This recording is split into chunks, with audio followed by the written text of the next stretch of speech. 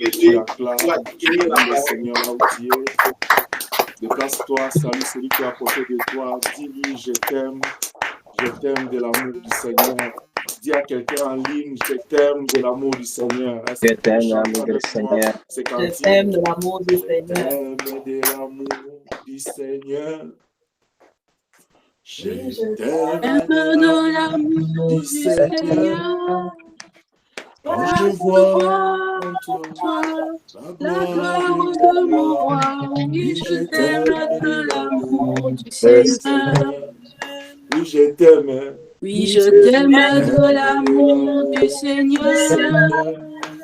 Oui, je t'aime de l'amour du Seigneur. Car je vois en toi la gloire de mon roi. Oui, je t'aime de l'amour du Seigneur. Encore une fois, oui, je t'aime. Oui, je t'aime de l'amour du Seigneur. Alléluia. Oui, je t'aime de l'amour du Seigneur. Gloire à toi, Jésus. Car je vois en toi la gloire de mon roi. Oui, je t'aime de l'amour du Seigneur. Est-ce que tu peux acclamer pendant que tu acclames, dis encore à quelqu'un, je t'aime de l'amour du Seigneur. Amen, Que amen, Dieu te bénisse de l'amour du Seigneur. Gloire à Dieu. Bon dimanche à chacun de vous. Qu'Élohim vous bénisse de partout où vous êtes. Nous sommes encore dans la joie d'être là devant vous, en fait de vous parler de la part de ces grands dieux. Shalom, shalom. Shalom. Nous allons aller dans le livre des Colossiens, chapitre 3. Nous allons lire le verset 12 au verset 14. Tu te rappelles que nous avons été là, nous étions là au verset 2 et 4, là où nous avons parlé de l'affection des choses d'en haut. Aujourd'hui, nous allons aller au verset 12, 14. La Bible dit ceci. Ainsi donc, comme des élus de Dieu, saints et bien-aimés, revêtez-vous d'entrailles de miséricorde, de bonté, d'humilité, de douceur, de patience. Supportez-vous les uns les autres, et si l'un a sujet de se plaindre de l'autre, pardonnez-vous réciproquement, de même que Christ vous a pardonné, pardonnez-vous aussi. Mais par-dessus toutes ces choses, revêtez-vous de la charité, qui est le lien de la perfection. Si c'est ta Bible, souligne le verset 14. Dieu de paix, que toute la gloire te revienne ce matin, que nous puissions disparaître, que toi tu apparaisses, que tout esprit reste soumis à l'autorité du Christ, que Jésus-Christ soit Seigneur en ce moment et à jamais, au nom de Jésus-Christ. Amen. Amen. Amen. Par-dessus tout ce que Paul a dit aux Colossiens, il dit revêtez-vous de la charité. Dans d'autres versions, on parle de revêtez-vous de l'amour qui est le lien de la perfection. Ce matin, nous voulons parler de briller comme des flambeaux dans l'amour. Nous ne voulons pas dire que tu es l'amour. Nous ne voulons pas dire que tu n'as pas l'amour, mais nous voulons dire que tu brilles dans l'amour. Nous voulons juste te dire que l'amour que tu as là, pour toi-même, pour Dieu, pour les autres, le Seigneur veut que tu puisses exceller, t'épanouir, que cet amour-là prospère, que cet amour-là brille, que cet amour-là rayonne, que cet amour-là devienne comme une lampe allumée, placée sur une table pour illuminer, éclairer les autres. Est-ce que je parle à quelqu'un? Amen. Mais comme nous le savons, l'amour ou aimer, c'est un fort sentiment d'affection et d'attachement envers un être vivant. Mais ce matin, moi, j'aimerais te dire que l'amour là qui est ce sentiment fort d'attachement ou d'affection envers un être vivant doit être compris comme étant une attitude bienveillante. Une attitude bienveillante et un engagement concret. Pourquoi nous parlons de concret? Parce que l'amour doit quitter les bla bla bla, doit quitter je t'aime, doit quitter que je l'aime. Il doit être concret d'un cœur sincère. Nous disons que ça doit être une attitude bienveillante et un engagement concret d'un cœur sincère envers Dieu et envers l'autre. Cela veut dire quoi? Cela veut dire que quand quelqu'un dit j'aime Dieu, j'aime mon prochain, ça doit être une attitude, bienfaisante, bienveillante plutôt, mais aussi un engagement qu'il a pris dans son cœur, qui va aller concrétiser. Et cet engagement-là doit être sincère. Quand je dis je t'aime, quand je dis j'aime Dieu, c'est-à-dire dans mon cœur, je prends un engagement d'être sincère dans cette affection, dans cet attachement avec Dieu. Je vais être sincère avec l'autre parce que c'est ça le vrai sens de l'amour. Selon que la parole de Dieu nous recommande dans Matthieu 22, 36 à 40, quand les disciples ont parlé de la loi, le Seigneur a dit, tout se résume par aimer le Seigneur ton Dieu et aimer ton prochain. Le Seigneur nous recommande d'avoir l'amour envers lui et l'amour envers le prochain. Mais tout part de l'amour envers soi-même. Vous savez, Dieu est tellement bon, il est tellement, puisqu'il est même sage et intelligent, il nous demande quelque chose envers lui, il nous demande la même chose envers les autres. Mais au départ de toute chose, il nous remet en cause, il nous retourne à nous-mêmes. Il dit, aime ton Dieu, mais aime ton prochain comme toi-même. Parce qu'il sait qu'au départ, l'homme doit avoir l'amour pour lui. C'est pourquoi l'apôtre Pierre avait raison de dire à cet homme, il dit, je n'ai ni or ni argent pour te donner. Ce que j'ai, je te le donne. C'est-à-dire l'amour que tu dois donner à Dieu, l'amour que tu dois donner à ton prochain, à l'autre, ça doit être ce qui vient de toi. Ce que toi tu as pour toi-même. C'est que manquer donner l'amour à l'autre, manquer aimer Dieu, c'est refuser leur donner ce que tu as. Pierre, devant l'homme là, il n'a pas refusé de lui donner. L'homme avait besoin de l'argent, mais Pierre n'avait pas d'argent. Mais il a cherché dans ce qu'il avait. Dans tout ce qu'il avait, il a dit, au nom de Jésus-Christ, lève-toi et marche. C'est juste pour dire l'amour, c'est cette chose-là que tu as dans ton cœur. Quand tu n'as pas l'argent pour donner à l'autre, quand tu n'as pas des habits pour donner à l'autre, quand tu n'as pas des maisons pour donner à d'autres, à ceux qui n'ont pas d'endroit pour poser leur tête, mais dans ton cœur, il y a quelque chose que Dieu a placé dans ton cœur. C'est cet amour que Dieu nous a donné au travers de son souffle, quand il nous a donné sa vie. Alors, quand Dieu nous recommande de l'aimer, d'aimer le prochain comme nous-mêmes, que fais-tu? Qu'est-ce que toi tu fais par rapport à cette parole? Cet ordre que Dieu dit, aime ton prochain comme toi-même, aime ton Dieu. Qu'est-ce que toi tu fais de cette parole? Est-ce que tu ne fais que lire la parole, lire le verset qui dit, tu aimeras ton Dieu de ton cœur, de tout ici, et tu aimeras ton prochain comme toi-même? As-tu lu ces versets? Oui. Qu'as-tu fait de cela? Est-ce que tu t'engages, comme nous avons dit, l'amour, c'est un engagement concret. Tu t'engages avec des actes, avec des actions concrètes pour aller montrer, pour aller vivre cet attachement, cette affection envers ton Dieu, envers l'autre. J'étais en train de réfléchir avec mes amis hier, les lionceaux. Je leur ai dit, pendant que j'étais en train de me préparer dans leur prière, il y a eu 3 pensées qui me sont arrivées. J'ai écrit ça. Je pense que j'ai posté déjà dans notre page. Et la 3e, je leur avais promis, je vais poster ça aujourd'hui parce que ça concernait ces messages. On était en train de nous questionner hier avec les lionceaux parce que nous parlons des ABC de la prière avec les lionceaux. Je leur ai posé la question, est-ce que il est obligatoire pour toute personne de prier Dieu? Mais je vous dis à 100%, j'ai été complètement émis par les réponses de mes enfants. Et je priais Dieu après, j'ai dit, si telles sont les choses qu'ils ont dit, que Dieu les fasse grâce. Mais si ce sont des choses qu'ils ont dit pour me plaire, que Dieu prenne ces paroles-là, qu'il puisse les semer dans l'air cœur, parce que ça vient d'eux. Est-ce que quelqu'un m'entend? Vous savez, à un moment donné, tu peux te piéger toi-même, n'est-ce pas? C'est pourquoi la Bible dit, vaut mieux ne pas faire de vœux que de faire pour ne pas accomplir. Quand toi tu dis, je ne peux pas, non, mais non, c'était profond. Je peux penser, je peux revoir certaines pensées. L'autre me dit, moi, je pense que c'est obligatoire pour moi de prier parce que je suis comme quelqu'un qui vit sous bonbonne. Si je me débranche de la prière, je ne vis pas. Toi qui as dit ça, que ta vie soit toujours connectée au trône. Si tu ne pries pas, sens-toi comme tu es coupé des bonbons. Que Dieu te fasse grâce.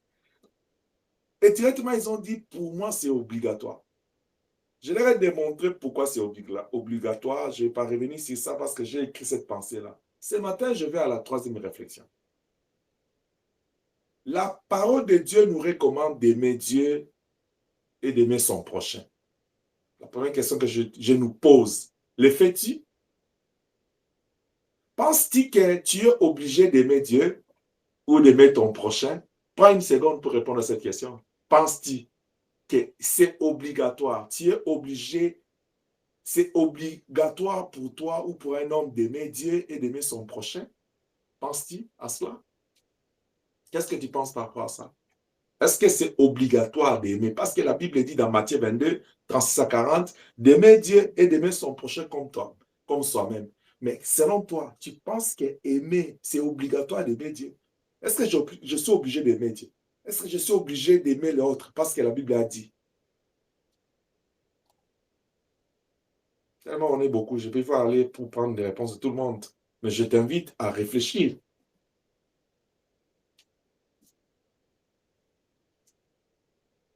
Si tu veux mon avis ce matin, tu n'es pas obligé d'aimer Dieu. Tu n'es pas obligé. Ah, j'ai scandalisé une personne. Tu n'es pas obligé d'aimer Dieu, mais écoute-moi jusqu'à la fin. Parce que là, ce n'est pas obligatoire pour quelqu'un d'aimer Dieu ou d'aimer ton prochain. Mais si tu choisis, écoute-moi bien, tu n'es pas obligé d'aimer Dieu ou d'aimer ton prochain. Mais si tu fais le choix de ne pas aimer Dieu et d'aimer ton prochain, c'est un mauvais choix que tu as fait. Je dis une chose et je dis son contraire. C'est juste pour te dire, ma première partie là, j'étais dans la liberté de chaque personne. La liberté que le monde donne, même la Bible dit, tout nous est permis, tout n'est pas utile. C'est-à-dire, c'est permis pour toi de ne pas aimer Dieu, de ne pas le suivre. C'est comme ça, il y a les athées, les gens qui ne croient pas. Mais c'est un mauvais choix. Est-ce que tu es d'accord avec moi? Si quelqu'un dit que je ne vais pas aimer Dieu, je ne vais pas aimer son prochain, c'est un mauvais choix. D'ailleurs, c'est un pire des mauvais choix que tu fais dans ta vie. Parce que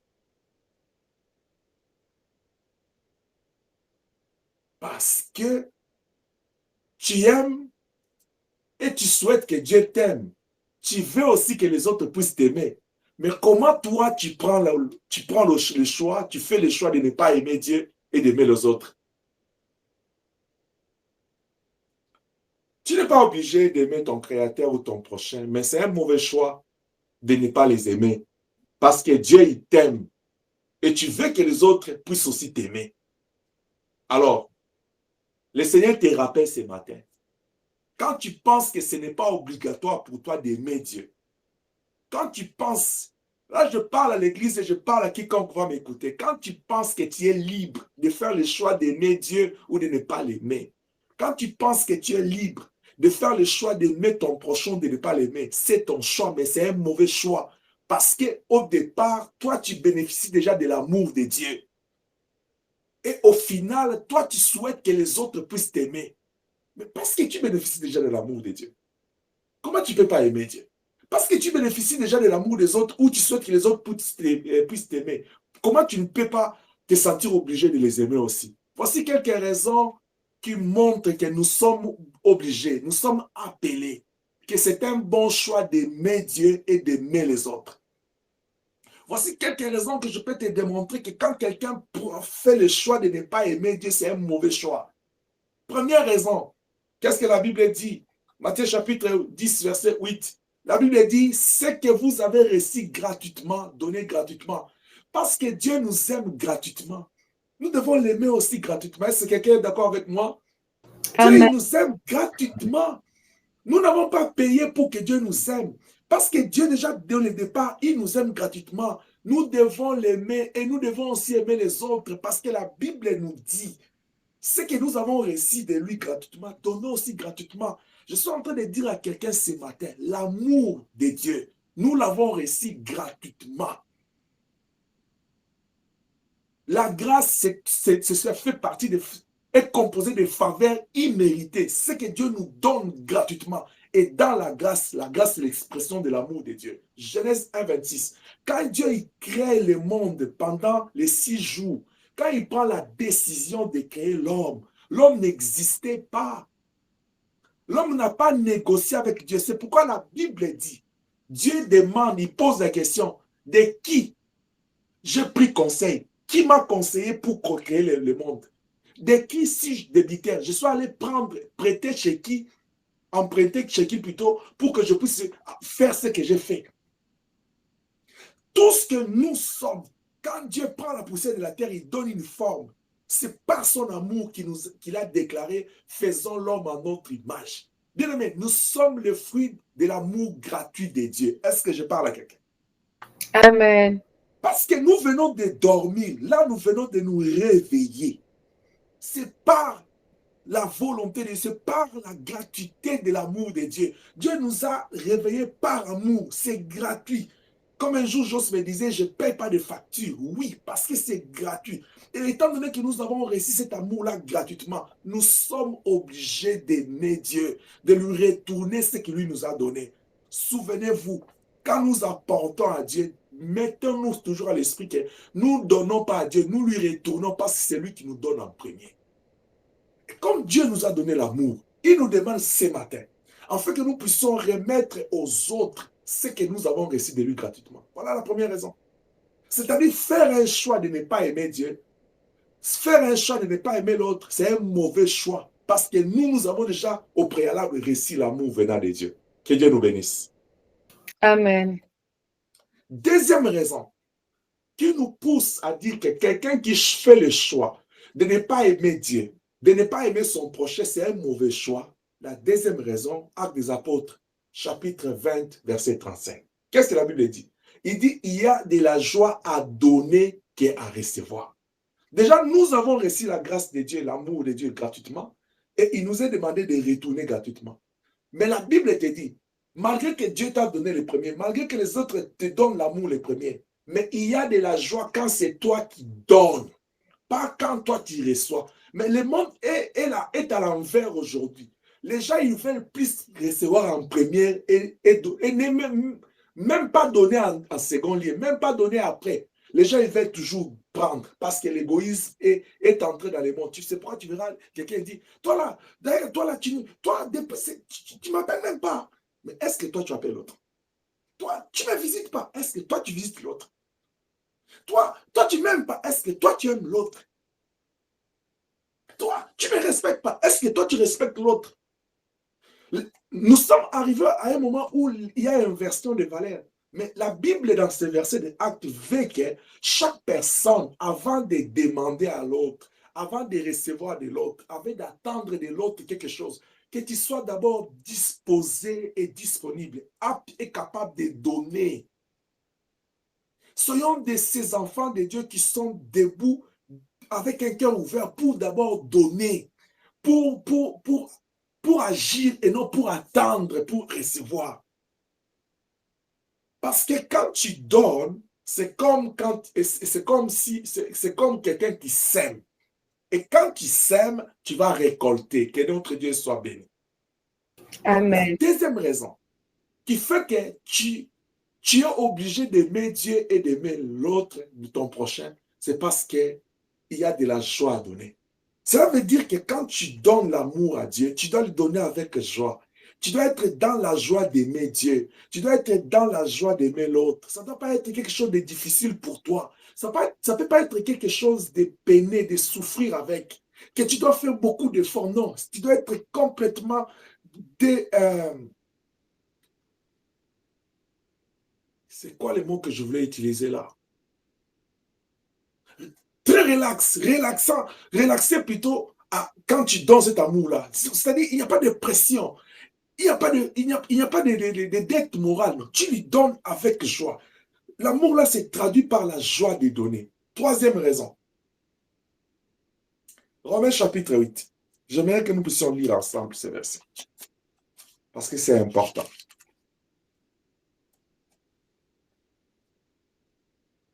Romains chapitre 13, verset 8. La Bible dit souligne ces versets-là si c'est ta Bible.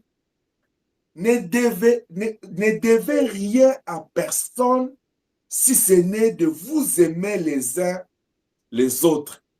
Car celui qui aime les autres accomplit la loi de Dieu. Ne devez rien à personne. Dans d'autres versions, on dit la seule dette que vous avez envers l'autre, c'est la dette, c'est l'amour. Vous n'avez rien comme dette envers l'autre, c'est de l'amour. Mais si tu as la dette, il faut payer cette dette-là. Tu dis que non, je ne suis pas obligé d'aimer Dieu, je ne suis pas obligé d'aimer mon prochain, je suis libre. C'est ma liberté, c'est mon opinion. Mais la Bible te dit que c'est une dette que tu as. Pourquoi c'est rendu à une dette? Parce que Dieu t'a aimé. Et il te dit que ce que moi je t'ai donné gratuitement, donne aussi aux autres gratuitement. Pourquoi c'est rendu à une dette? Parce que au départ déjà dans ta vie, il y a des gens qui t'aiment. Toute personne comme nous sommes là a toujours quand même quelques personnes ou une personne qui l'aime sincèrement. Alors au nom de cette personne-là qui t'aime sincèrement, la Bible te dit, tu as une dette de donner gratuitement ce que tu as reçu de l'autre. C'est pour dire que l'amour, dont la Bible nous parle ce matin, dont le Seigneur veut que nous puissions briller, c'est une dette que nous avons envers Elohim. Que Dieu nous bénisse. Alors, quand tu vis dans ta famille, quand tu vis à l'église, quand tu vas au travail, dans la société, partout où tu te retrouves, quand tu vois ton prochain, garde à l'esprit que j'ai une dette envers la personne. La dette que tu as, c'est de l'aimer. C'est de lui montrer cette affection-là gratuite que tu as reçue de Dieu. Pour rien au monde, tout ce que nous avons à donner aux autres, à devoir aux autres, c'est l'amour, pas l'argent. Que Dieu nous aide. Amen. La quatrième raison qui fait que si quelqu'un fait le choix de ne pas aimer Dieu ou de ne pas aimer son prochain, c'est un mauvais choix.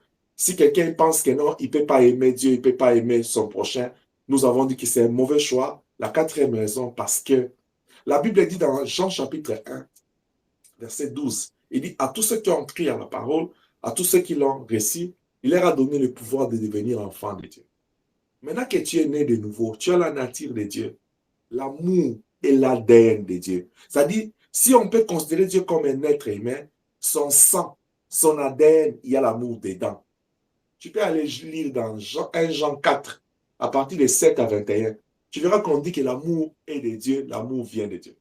Alors, comment se fait-il que quelqu'un qui est appelé enfant de Dieu, né de nouveau, mais il n'a pas d'amour en lui, comment il peut réfléchir que non, je ne suis pas obligé d'aimer Dieu, je ne suis pas obligé d'aimer mon prochain? Ça, c'est un mauvais choix. Comment il peut... Vous voyez, la Bible va même plus loin. Il te dit dans Matthieu 5, 44, il dit,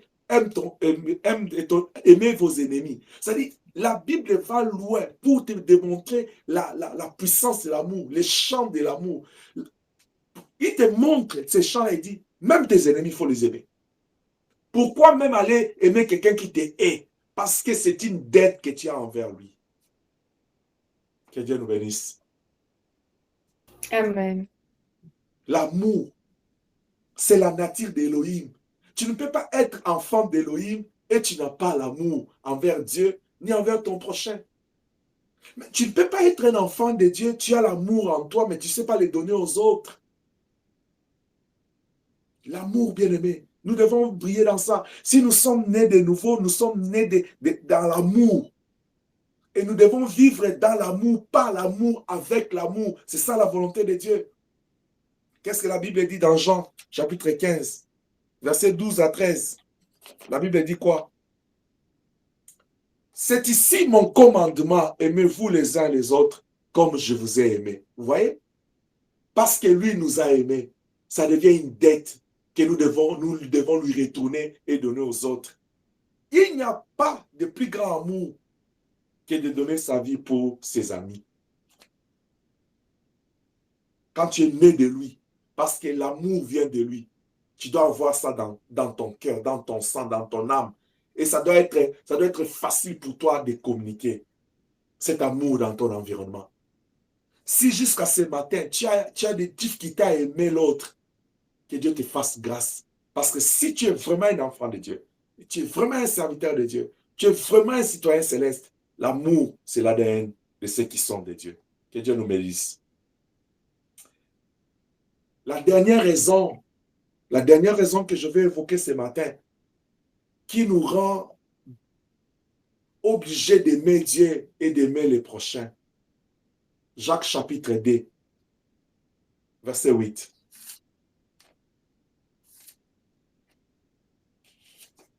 Jacques chapitre 2, verset 8. Qu'est-ce que la Bible dit?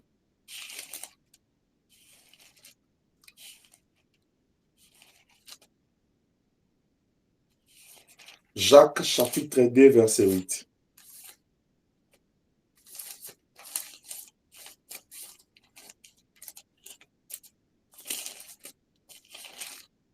La Bible dit ceci. Si vous accomplissez la loi royale selon l'Écriture, tu aimeras ton prochain comme toi-même, vous faites bien. La loi royale. Dans notre version, on dit, si vous accomplissez la loi du royaume, tu es appelé à aimer Dieu et à aimer ton prochain. La dernière raison, c'est parce que l'amour est la loi du royaume de Dieu. Si tu es citoyen du royaume de Dieu, tu dois respecter cette constitution. Pourquoi je parle de ça, une constitution? Quelqu'un va dire, mais papa, une constitution, c'est l'ensemble des lois. Oui. Va maintenant dans Matthieu 22, verset 36. Tu verras que le Seigneur a dit aux disciples, il dit toute la loi, et le prophète, c'est-à-dire ce qu'il a donné à Moïse là, ça se résume en un mot, l'amour. Donc l'amour, c'est la loi qui résume toute la constitution de Dieu, toute la constitution du royaume du ciel. Le ciel là que nous attendons, c'est grand rendez-vous que nous ne voulons pas manquer. Pour y aller, pour se retrouver là, il faut que tu respectes la loi. Parce que dans chaque société, il y a des lois. Et Dieu est un Dieu d'ordre. Il a donné 10 commandements à Moïse. Après, il a donné aux prophètes des règlements, des lois. Ça fait la constitution avec le peuple d'Israël. Quand le Seigneur Jésus vient, il résume toute la constitution de Dieu à une seule loi. Il dit l'amour. Ça veut dire quelqu'un qui n'a pas l'amour, il ne respecte pas la loi, les 10 commandements de Moïse. Il ne respecte pas les lois et les principes que Dieu a donnés aux prophètes. En un mot, il ne respecte pas la Bible. En d'autres termes, il ne respecte pas Dieu. Est-ce que je parle à quelqu'un? Amen. Voilà pourquoi, si quelqu'un il comprend ces 5 raisons, il va répondre, est-ce que je suis obligé d'aimer Dieu? Oui. Est-ce que je suis obligé d'aimer mon prochain? Oui.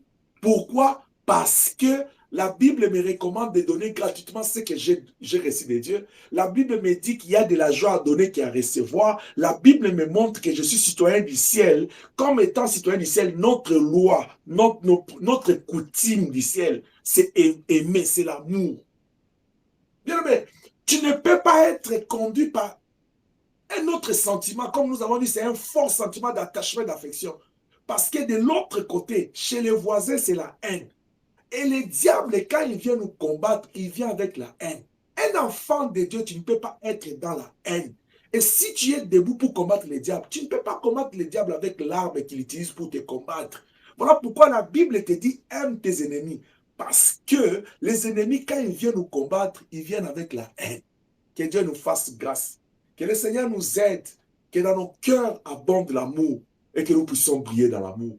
Parce que celui qui est dans l'amour, il connaît Dieu. Celui qui est dans l'amour, il est né de Dieu. Celui qui est de l'amour, il est connu de Dieu. Parce que l'amour est de Dieu et l'amour vient de Dieu. Et ça sera une erreur grave pour toi et moi qui disons que nous sommes enfants de Dieu si nous n'avons pas l'amour sincère dans nos cœurs. Que Dieu nous aide. Amen.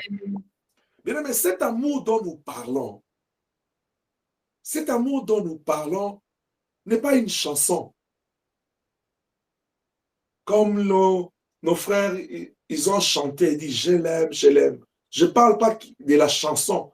Mais les paroles qu'ils ont mis dans cette chanson-là est vraie parce qu'ils aiment Dieu. Mais je ne veux pas que toi tu fasses une chanson, j'aime Dieu, j'aime tel.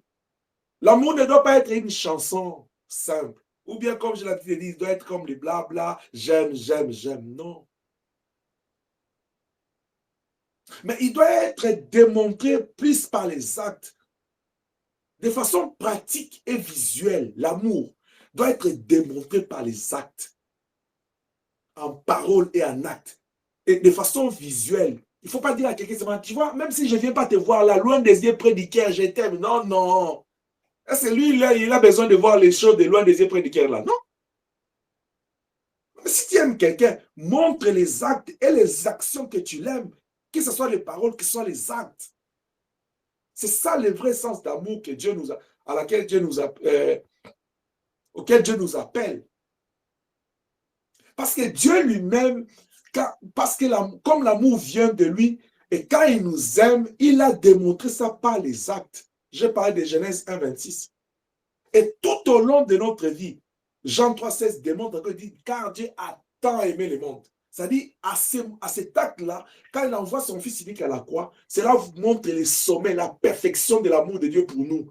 Parce que c'est nous qui avons offensé Dieu. C'est nous qui avons transgressé sa parole. Nous avons péché contre lui. Mais Dieu ferme les yeux, les oreilles sur nos péchés. Il vient nous sauver parce qu'il sait que nous sommes incapables. Et que derrière nous, il y a un ennemi acharné pour nous dévaster. Que Dieu nous aide.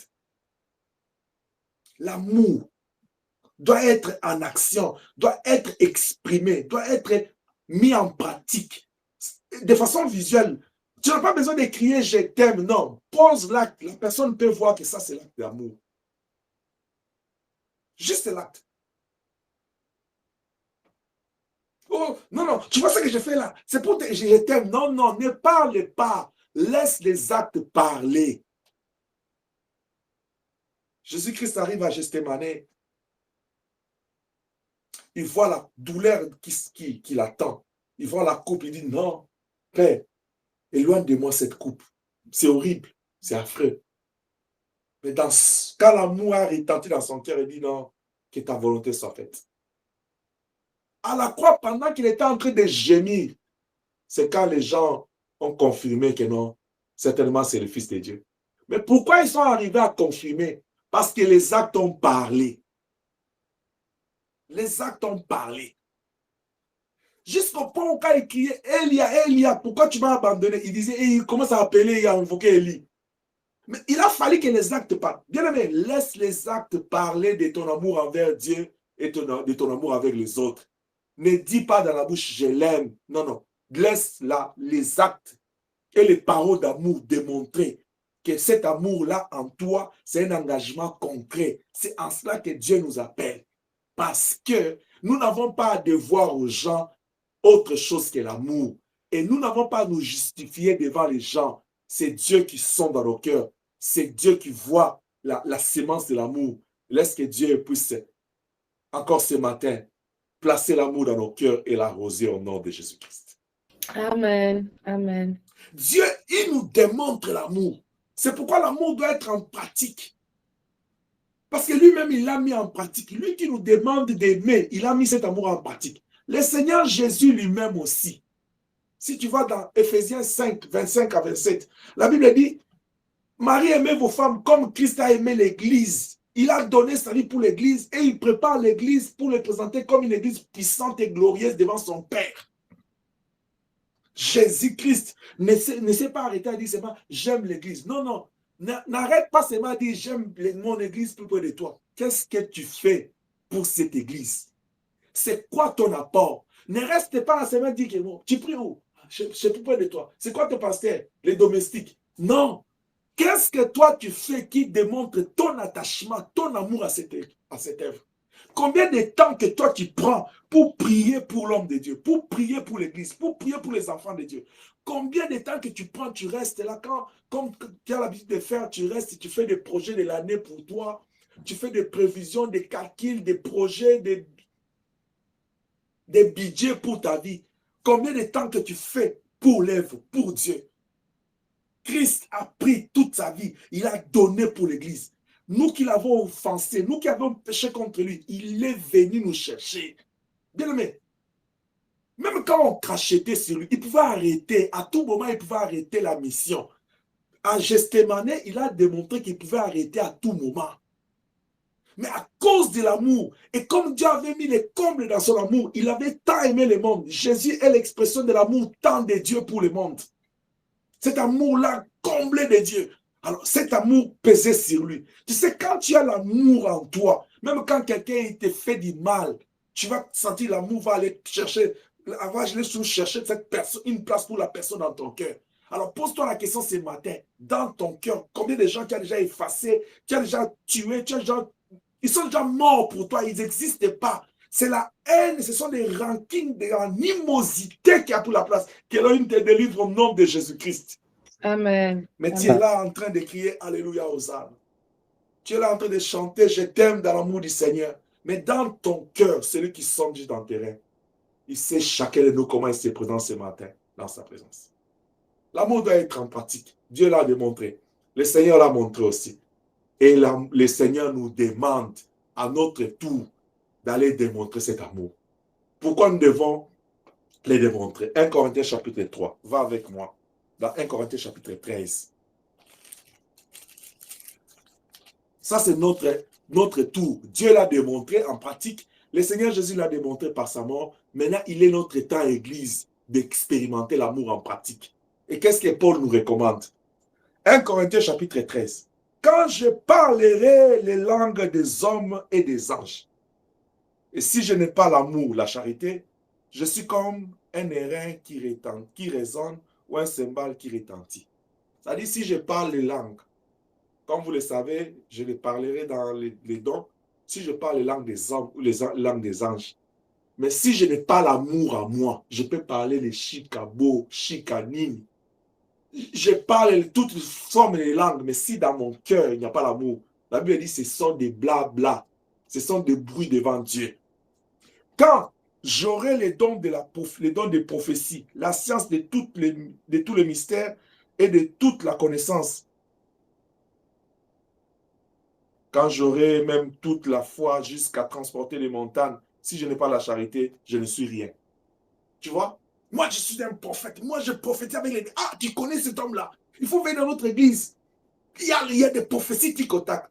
Les problèmes des royaumes de Dieu, ce n'est pas les prophéties. Ce n'est pas la foi de la puissance de déplacer les montagnes. Dis à quelqu'un ce matin, le problème du royaume de Dieu, c'est l'amour. Parce que l'amour, c'est la loi de Dieu. La loi de Dieu, ce n'est pas la puissance des miracles. Où Dieu appelle tout le monde à faire des démonstrations. Non, non, non. D'ailleurs, quand même les miracles s'opèrent, c'est Dieu par sa puissance au travers des hommes. Mais ce que Dieu appelle aux hommes de faire, c'est d'avoir l'amour dans leur cœur. Tu peux gêner une année pour avoir l'onction. Dieu va te donner. Tu peux commencer à passer. L'homme de Gadara va fuir. Ce n'est pas un problème. Mais si dans ton cœur, il n'y a pas l'amour concret, l'amour vrai, l'amour sincère d'Élohim, tu n'entreras pas au ciel. Tu peux être à l'église du 1er au 30. Tu es là en train de servir, en train de prier. Tu parles la langue, tu prophétises la vie des gens. Que Dieu nous aide. Qu'Élohim nous aide. Amen. Même si tu prophétises, tu fais des démonstrations, mais si l'amour vrai et cet amour en action n'existe pas en toi, c'est rien. Et quand je distribuerai tous mes biens pour la nourriture des pauvres, quand je livrerai même mon corps pour être brûlé, si je n'ai pas la charité, cela ne me sert à rien.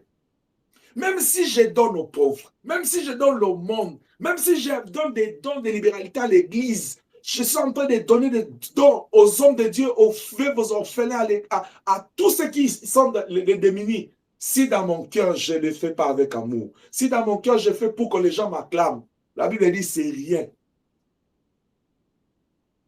Parce que, écoute maintenant, le vrai amour, la vraie charité que Dieu nous demande. Verset 4, la charité est patiente. Non, moi je l'aime. Est-ce que tu es patient? Tu vois? Là où le Seigneur nous appelle, c'est à partir du verset 4. Que chaque personne prend sa Bible, mette ça comme un miroir devant lui. toi-même commence à prendre le stylo, fais check. Est-ce que toi, tu es patient? Non, non, non, non, non. Lui n'est pas patient avec moi. Tu exiges à l'autre d'être patient avec toi. Est-ce que toi, tu es patient? La patience. Ce grand cœur-là, de tolérer, d'accepter l'autre tel qu'il est.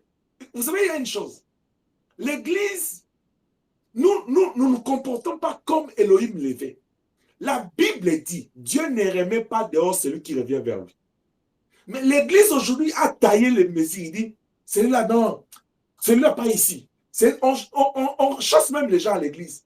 Mais le Seigneur a dit, il est venu chercher, sauver ceux qui sont perdus. Et on n'a pas la patience envers les autres. Ça c'est comme un parent qui a des enfants. Vous devez être patient. Parce qu'ils sont enfants. Généralement, les attentes des enfants sont élevées, les attentes des parents sont élevées. Il faut qu'il y ait accommodation des attentes. Il faut qu'il y ait attente dans dans la vision des choses. Et tout passe par une bonne communication, une bonne alliance, une bonne relation. Et la patience est importante. Parce que la vie d'apprentissage a des étapes. Et je suis en train de dire à quelqu'un, tu vois la vie ici, peu importe quel âge j'ai, la vie c'est un apprentissage pour moi. Parce que les choses que je vis aujourd'hui, je ne savais pas que je vais vivre ça et je n'étais pas préparé. Dans ma tête ici, malgré tout ce que tu me reconnais comme qualité, moi je ne m'étais pas préparé, je n'avais pas planifié de traverser ces temps que je traverse. Non. Non. Mais au jour au lendemain, je me suis passé avec moi-même parce que j'apprends de ma vie. Parce que la vie, c'est une école. Est-ce que je parle à quelqu'un? Amen. Bien, mais si tu n'es pas patient, ça sera difficile pour toi. Lui aussi, écoutez-moi, tu peux me regarder comme ça, tu dis, je veux être comme papy, je veux prêcher comme lui. Ça prend de la patience. Ça fait 35 ans que je suis dans ces choses-là. 35. Et tu sais combien j'en dirais pour être là aujourd'hui? Quelqu'un peut voir que non, moi je prends plaisir aujourd'hui à parler, à prêcher. Non. C'est la vie de sacrifice. Être un homme de Dieu, ce n'est pas facile. Si quelqu'un te dit que non, moi, des fois, quand je vois les gens s'enorgueillir, prendre du plaisir en ça, trouver que c'est la gloire, c'est difficile. La Bible a déjà été dit, étant monté au ciel, il a pris des hommes des captifs. Quand tu es esclave là, ça dit que tu ne vis plus pour toi. Mais tu dois être patient avec Dieu. Dieu t'a promis quelque chose. Toi, tu veux aujourd'hui tic au tac. Il y a des choses que Dieu, il ne fait pas au tic au tac. Parce que la Bible dit, il fait toutes choses bonnes à son temps. Même dans les chemins avec Dieu, tu dois être patient. Même dans les chemins de l'élévation, tu dois être patient. Même dans les chemins de servir Dieu, tu dois être patient. Oh non, je quitte cette église-là parce que le pasteur est trop dur envers moi. Ou bien le pasteur est trop difficile. Les gens ne me comprennent pas. Sois patient avec Dieu. Attends ton temps. Je vais vous demander d'aller lire l'histoire de cet homme-là, des gens qui étaient à côté de la piscine. Il attendait l'ange. Imaginez-vous. Si l'homme-là voyait des gens sauter avant lui, guérissait, et l'homme s'est dit, je suis resté longtemps ici, sous la pluie, sous le soleil, je rentre chez moi. Il va être guéri ce jour-là? Non. Vous voyez même que la patience, c'est le fruit, c'est quelque chose, c'est une force qui nous amène dans la gloire. Il a promis à Abraham, je rendrai ton nom grand. Il lui a promis un fils de la promesse. Ça a pris du temps. Dans les principes prophétiques d'Élohim, il y a 3 étapes. La première étape, quand Dieu parle, ainsi dit l'Éternel. La dernière étape, c'est l'accomplissement. Mais entre quand Dieu parle et l'accomplissement, il y a l'étape du milieu. Pardon, que moi j'appelle la transition prophétique. C'est ça la période la plus longue. Et ça dépend d'une personne à une autre. Et ça dépend de quoi tu attends de Dieu. Tout ce que tu dois faire, c'est être patient. L'amour est patient. Pour supporter une autre personne, tu dois être patient avec elle. Que Dieu nous aide. Amen. Pendant que je parle, que quelqu'un dit dans son cœur, Dieu, rends-moi patient, donne-moi la patience. Le Seigneur revient bientôt. C'est question de patience aussi. Les autres disent, depuis qu'il a dit, soyons patients. Est-ce que vous pensez que s'il revient maintenant, là, tout le monde là qui disent qu'il a tardé, ils vont aller? Et toi qui m'entends là, tu es prêt? La patience, c'est quelque chose de bon. La patience, c'est cette attitude-là qui fait que quand on appelle l'autre, toi tu dis mon tour va venir. Tu n'es pas énervé, tu n'es pas choqué, tu n'es pas fâché. Mais quand tu sens qu'on apprécie l'autre, on appelle l'autre, toi tu es en colère. Tu sens vraiment comme si tu vis ça comme du mépris, comme c'est un rejet. Fais attention à toi. Que Dieu t'aide. Amen. La charité dit, elle est pleine de bonté. Lamentation 3, 19 à 21 dit Dieu renouvelle ses bontés chaque matin. Tu es né de Dieu, tu as l'amour en toi, mais tu n'es pas bon envers les autres. Tu n'as pas un bon cœur envers les autres. Mais cet amour-là, tu es en train de publier. C'est quel amour? L'amour est plein de bonté. Et comme la Bible dit, il y a de la joie à donner. C'est-à-dire, quand tu as l'amour pour Dieu, tu as l'amour pour les autres, dans ton cœur, tu as toujours de bonnes pensées. Tu as toujours de bons sentiments pour les autres. Retiens ça. Même quand c'est dur pour toi, mais à cause de l'amour te rend toujours bon pour les autres. L'amour, c'est cette force-là qui fait que même quand tu reçois des retours négatifs, mais parce qu'il y a la bonté en toi, la bonté va t'adoucir, il va te calmer, il va te gérer, il va amortir les chocs parce que ton cœur est bon. Que Dieu te donne un bon cœur ce matin au nom de Jésus-Christ. Et que tu Amen. sois celui-là qui cherche à communiquer la bonté aux autres parce que Dieu est bon envers toi. L'amour n'est point envié, l'envie. Toi, tu n'aimes que les choses que les autres ont. Ah, mais celui-là, là, regarde même ce qu'il a. Ça ne convient pas, ça ne convient, c'est pas moi. Moi, si, tu vois, nous là, avec le corps là que Dieu nous a taillé, si je prends ça, je mets carré. Lui, non. Non, un enfant de Dieu n'est pas quelqu'un d'envie. Il faut que les envies, il faut que tu puisses dominer les envies de ton corps quand ça vient. Parce que la Bible te dit l'amour n'est pas envié. La charité ne s'invente point.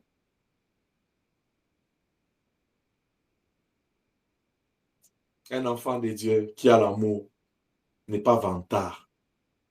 C'est là où j'ai dit bla, bla, bla, bla. Moi, j'aime. Hein? Moi, tu sais, moi, j'aime.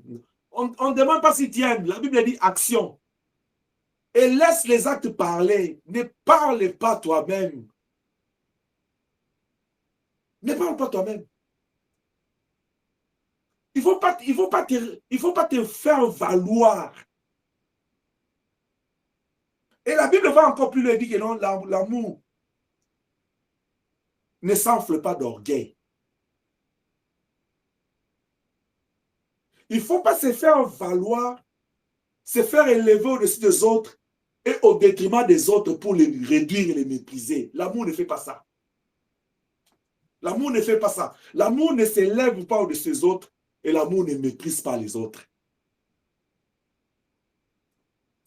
Et toi, en tant qu'enfant de Dieu, quand tu vis, parce que tu as l'amour en toi, l'amour va te valoriser toujours.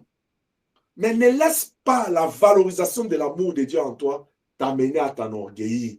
C'est pourquoi Paul est en train de dire, s'il y a c'est glorifié, glorifiez-vous dans le Seigneur. Vous savez ce que ça veut dire? C'est glorifier dans le Seigneur veut dire, la personne il reconnaît que non, j'ai pris tout par celui qui me fortifie. J'ai pris tout que par Dieu.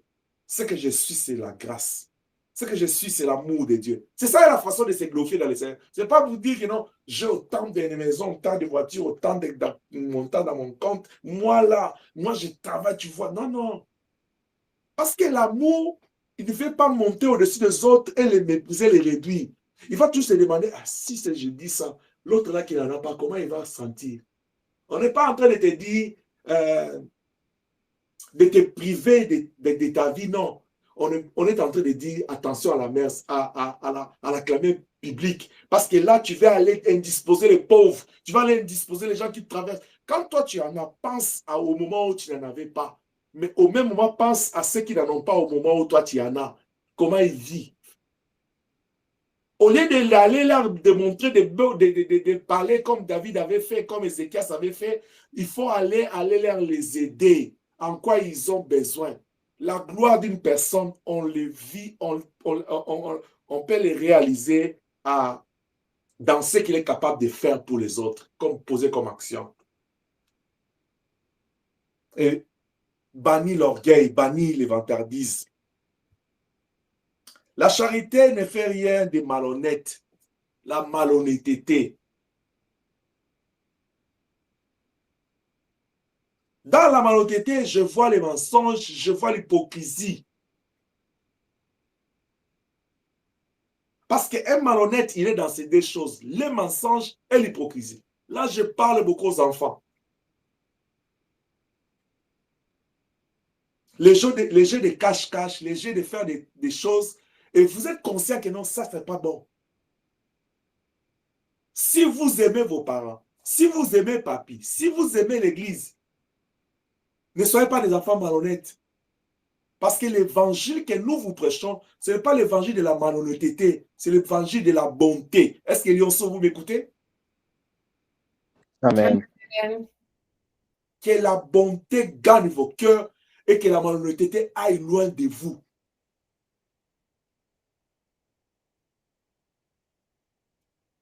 Il n'y a pas un bon endroit ailleurs que dans vos familles, dans vos maisons, chez vos parents. Et prenez plaisir chez vous. Mangez, buvez, dormez bien. Quand vous en avez besoin, exprimez-vous à vos parents, parlez-leur, allez vers eux. Je vous ai toujours dit, il faut court-circuiter la communication avec vos parents. Provoquez ça, pour rien comme ça. Pour que vous soyez capable de vous défouler, de vous exprimer. Tu as envie de quelque chose, parle à tes parents, c'est eux qui t'ont créé. Permettez-moi ce concept-là, dans le sens large. C'est eux qui vous ont créé. S'ils sont vos dieux, ils sont les dieux sur la terre, ils sont vos créateurs sur la terre, ils doivent être capables de prendre en charge vos émotions, vos besoins. Que Dieu vous bénisse, chers amis. Amen. Amen. La charité ne cherche point son intérêt. La Bible dit dans Philippiens que l'humilité vous fasse voir les autres plus supérieurs à vous. Si tu as de l'amour, l'amour voit toujours l'intérêt de l'autre. Vous voyez, avec l'envie, avec l'esprit de vantarisme et l'orgueil, quand quelqu'un en a, mais parce qu'il a l'amour, il va voir l'intérêt de l'autre, il dit, ah, moi j'en ai. Même, je vais où? Je vais dans un quartier très pauvre. Je vais dans un milieu où les gens, ils sont en manque. Mais je m'habille de façon chic. Mais quand tu arrives là-bas, les gens commencent à pleurer, ils ont besoin de l'aide. Tu dis, oh, et c'est mal la foi, Dieu va vous bénir. Non, non. Non. Habille-toi, tiens comme de là où tu pars. Parce que tu ne vas pas aller scandaliser la messe ni la foi des gens. Si tu veux t'habiller comme tu veux, c'est ton droit de t'habiller comme tu veux. Mais sois aussi capable s'ils disent, donne-nous. Donne aussi. Ce qu'ils demandent puisse refléter ce que tu as tiré. Il ne faut pas aller traumatiser les gens. L'intérêt des autres, l'amour, il voit d'abord l'intérêt de l'Église, l'intérêt de Christ, l'intérêt des prochains. Dans ça, c'est quoi l'intérêt de l'autre? Mais le monde est devenu capitaliste. Qu'est-ce que moi je vais? Et même quand le monde est devenu capitaliste, là, je vais même dire qu'il est trop capitaliste au sens que le monde est devenu égoïste. Parce que tout le monde veut seulement lui. Veut seulement lui. C'est pourquoi le Seigneur Jésus-Christ avait raison. Les jours de la Sainte Seine, il n'avait pris qu'un seul pain. Il a donné aux disciples, paf, prenez. Toi, tu coupes, tu laisses à l'autre. Ça fait du bien de voir comment Emmanuel va couper avant Carlos. Carlos va couper avant Bonnel. Bonnel va couper avant Jos. Comment, et le dernier va prendre quel morceau? Donc, chaque personne coupe en tenant compte qu'il y a des autres.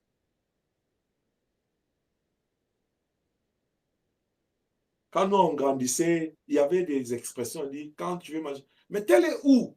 Et vous prenez ça, vous avez laissé pour tel. Là, aujourd'hui, c'est rendu, ma part est où? On ne pense pas à l'autre. Mais moi, je n'ai pas encore mangé. Moi, je n'ai pas encore eu. Moi, tu as donné à l'autre, pas moi. Ça, c'est pas l'amour. L'amour pense aux autres. Parce qu'il y a du bonheur à donner, de la joie à donner qu'à recevoir. Que Dieu nous aide. Amen. La Bible dit la charité ne s'irrite point. Je veux parler de la colère et de l'irritation. La colère et l'irritation. La charité ne s'irrite point. L'irritation. Tu vois, tu vis avec des gens, ils sont tels qu'ils sont dans ton environnement. Tu reçois les négatifs, tu reçois ce qui est toxique. C'est énervant, c'est irritant. Mais Ephésiens 3, 27, Ephésiens 4, 27, il te dit quoi? Je vais aller dans ce verset pour...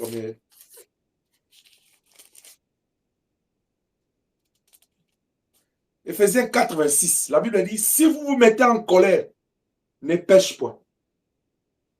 Tu vois? L'irritabilité, la colère peut venir en toi. Mais la Bible te dit, à cause de l'amour, quand l'amour vient, quand la colère vient, parce qu'on t'a fait quelque chose de mauvais, parce qu'on t'a dit quelque chose de mauvais, parce que l'amour est en toi, l'amour va amortir. Parce que la colère, je n'ai pas lu dans la Bible quelque part, on a dit que la colère c'est un péché. Mais c'est un état psychologique ou mental, affectif, où l'être humain, il lâche, il n'est plus au contrôle de ses émotions. Ça porte à l'énervement. Mais la Bible te dit maintenant, si tu es en colère, ne pêche pas. Parce qu'à ce moment-là, tu n'as plus le contrôle de ce que tu vas dire, de ce que tu vas penser, de ce que tu vas faire. Mais il y a lieu de contrôler même, de ne pas t'embarquer dans la colère. Parce que l'amour est en toi. Combien de gens tu es énervé contre eux ce matin? Parce que tu t'es énervé, parce qu'ils t'ont choqué, ta colère s'est transformée en animosité, en irritabilité, et c'est allé dans les rancines maintenant. Tu les as cachonnés, tu les as emprisonnés en toi. Il y a des noms. Hein? Ton cœur est devenu comme un monument. Là, on a plaqué des noms de gens.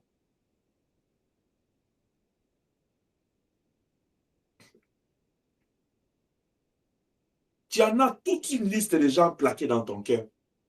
Et quand tu entends leur voix, tu vois leur visage, ça t'énerve. Mais tu es là en train de chanter. Nabalaye swe, nabalaye swe, namote mananga. Donc, moi, je me suis marié à Jésus. Quel Jésus? On parle de Jésus qui est amour. L'amour doit être en toi. Que Dieu nous aide. Amen. La Bible dit l'amour ne soupçonne pas le mal. Vous voyez?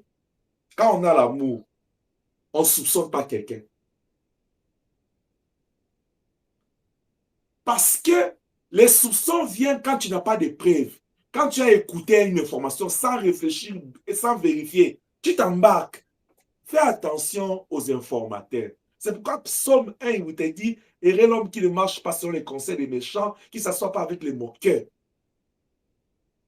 Parce que les informations qui t'arrivent, ça te suit. Toi, tu es là, ça te choque. Tu soupçonnes les gens. Tu es tellement devenu spécialiste que non, si quelqu'un fait ça, dit, ah, il a fait ça contre moi. Quand tu as l'amour, les soupçons, c'est très bas. Parce que quelqu'un qui soupçonne, il est déjà sur le chemin de condamner. C'est là des gens qui ont la condamnation, les jugements d'assis leurs lèvres. Parce que quelqu'un qui a l'amour, il a compassion pour les autres. Quand il voit son frère dans les mal, la Bible te dit quoi? Va les chercher. Ne les soupçonne pas. Si tu vois quelque chose s'accroche, il est humain. Appelle-les. Parle avec. L'amour ne se réjouit point de l'injustice, mais il se réjouit de la vérité. Quand tu vois que non, il y a injustice, tu ne peux pas être content. Même si c'est à ton avantage, dis non. Fais comme Daniel dit, c'est pas comme ça, moi j'ai appris les dieux. Il a raison. Moi j'ai tort. Mais il a raison, mais pourquoi vous le condamnez? Même si c'est à ton avantage, même si on t'a fait grâce pour que toi tu sois avantagé, mais si tu es un enfant de Dieu, tu vois qu'on est en train de condamner quelqu'un justement, fais. Il ne faut pas que tu puisses bénéficier du fruit de l'injustice de la vie d'une autre personne. Parce que l'amour n'aime pas l'injustice, il aime la vérité. Quelqu'un qui a l'amour, il a la vérité dans ses lèvres, si ses lèvres, parce que l'amour est dans son cœur, la vérité est là. Tu ne peux pas être quelqu'un qui dit j'ai l'amour, mais tu es dans les mensonges, tu es dans la duplication, tu es dans les calomnies, toi, tu es dans les faux témoignages. Non, non, ça, c'est pas l'amour. Ça, c'est pas l'amour, bien-aimé. L'amour, la Bible dit l'amour esquisse tout. Il n'y a rien que l'amour ne peut pas pardonner. L'amour pardonne tout. Non, lui là, il a fait une fois. D'ailleurs, la Bible a dit 77 fois 7. Il a déjà atteint le nombre. Il a dépassé les bornes. La Bible dit, tu dois pardonner à tout. Est-ce que toi, tu peux compter le nombre de fois que Dieu t'a pardonné? Il n'y a pas de choses que tu ne peux pas pardonner. La Bible dit tout.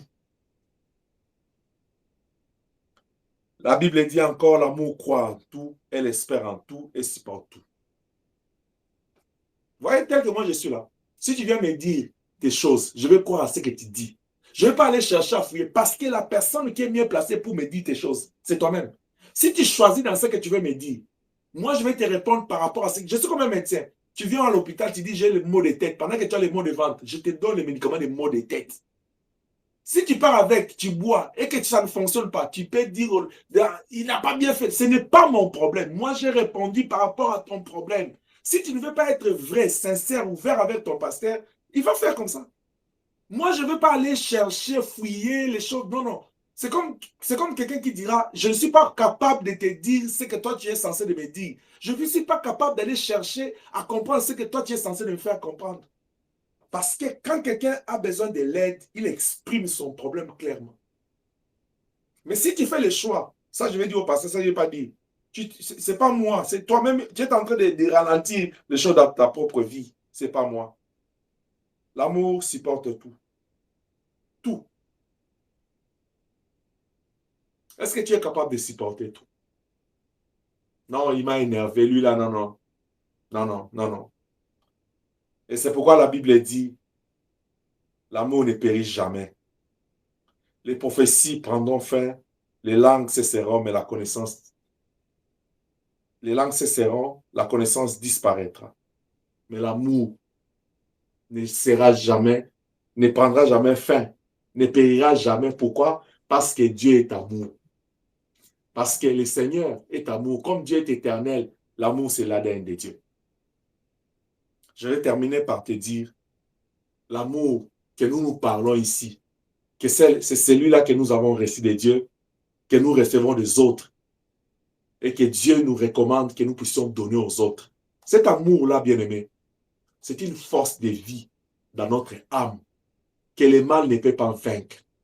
Alors, nous devons désirer cet amour et chercher pleinement à avoir cet amour-là en nous. Parce que quelqu'un qui a l'amour, la Bible dit, Dieu a tant aimé le monde, il a donné son Fils, afin que quiconque croit ne périsse point. Vous voyez la force de l'amour? C'est Dieu donne son Fils pour délivrer les autres. Quand tu as l'amour, tu vois, c'est une puissance qui te donne la capacité d'aider les autres, d'impacter la vie des autres, d'impacter la vie. Mais cet amour dont nous parlons là, à un moment donné, il est difficile à être vécu parce que l'amour peut te châtier aussi. Tu pourras lire dans Proverbe 3, verset 12, 13, verset 24. L'amour peut te châtier. La charité n'exclut pas la réprimande, ni la correction, ni non plus la rigueur. Parce que même Dieu lui-même, il châtie. La charité n'exclut pas une conséquence correctionnelle. C'est-à-dire, parce que les parents ils t'aiment, parce que papa il t'aime, parce que le pasteur il t'aime, il ne peut pas te corriger. Non, donc le pasteur n'a pas l'amour. Mon père il aime, mes parents ils n'aiment pas. Oh, mon mari il ne m'aime pas. Non, non. La Bible dit l'amour, là, dans l'amour, le châtiment est là. Pourquoi? Parce que il veut te remettre à l'ordre, il veut te remettre sur les rails. Mais que cela doit être fait dans un esprit d'aide. L'esprit, dans la pensée de remettre la personne. Quand tu es en train même de châtier, quand tu es même en train de corriger quelqu'un, ça doit vraiment revêtir l'aspect d'amour. Tu ne dois pas le faire avec haine ni avec colère. Non, non. En toi, dans ton cœur, là, tu dois dire que non. Cette décision que j'ai prise, ou cette discipline que je vais mettre, ça doit revêtir le caractère d'amour. C'est parce que je ne veux pas perdre cette âme. C'est parce que je ne veux pas perdre cet enfant. c'est parce que je ne veux pas perdre ces travailleurs. Il doit avoir l'amour dedans. C'est la même chose avec Dieu. Quand Dieu nous châtie, ce n'est pas parce qu'il veut nous perdre. C'est parce que Dieu veut nous remettre sur les chemins. Il veut attirer notre attention pour dire, faites attention. Je bénis, mais je peux serrer aussi. Est-ce que je parle à quelqu'un? Amen.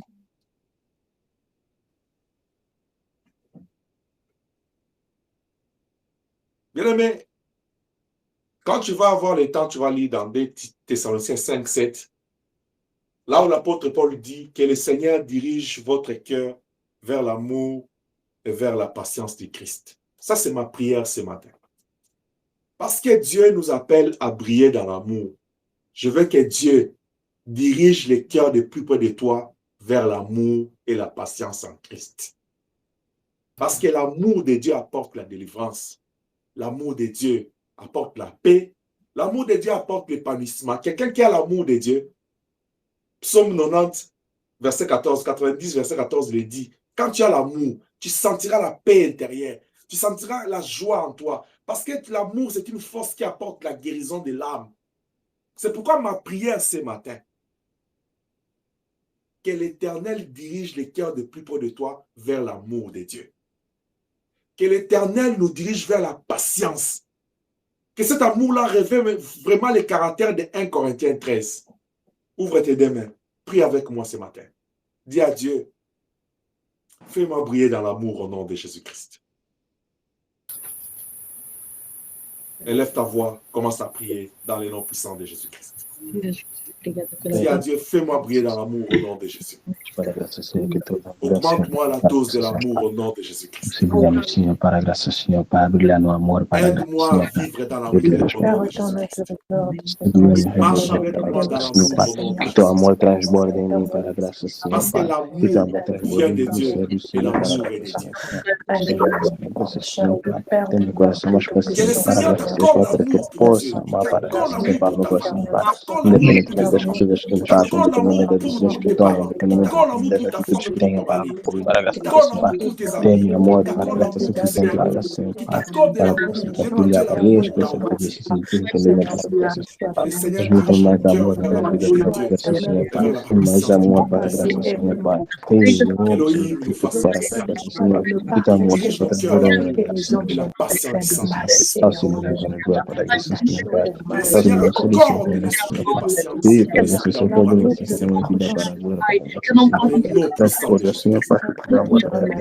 Elohim accorde l'esprit d'amour et de patience. Que là où l'amour a descendu, que le Saint-Esprit puisse ajouter la dose, l'onction d'amour dans le nom puissant de Jésus. Là où la colère a pris, là où le mépris avait pris place, que le Saint-Esprit l'amour qui a une sanctifié par la présence de Dieu à travers cette parole, l'amour de Dieu. Dirige nos cœurs vers l'amour de Dieu. Dans le nom puissant de Jésus-Christ. Amen. Dans le nom puissant de Jésus-Christ. Amen. Répète cette parole. Seigneur Dieu, Seigneur Dieu, dirige mon cœur dirige mon cœur vers l'amour de Dieu vers l'amour de Dieu, et vers la patience du Christ. vers la patience de Christ. Au nom puissant de Jésus-Christ. Au nom puissant de Jésus-Christ. Au nom puissant de Au Jésus-Christ. nom puissant de Jésus-Christ. Au nom puissant de Jésus-Christ. Au nom puissant de Jésus-Christ. Envahis mon cœur de ton amour Envahis mon cœur de ton amour et de ta patience. et ta patience. Au nom de Jésus-Christ. Au nom de Jésus-Christ. Apprends-moi à t'aimer, Apprends-moi à t'aimer, Apprends-moi à aimer mon prochain. à aimer mon Apprends-moi à prochain. aimer Au nom de Jésus-Christ. Au nom de Jésus-Christ. Au nom puissant de Jésus-Christ. Au nom puissant de Jésus-Christ. Nous avons ainsi prié, nous disons 3 fois Amen. Amen. Amen. Amen.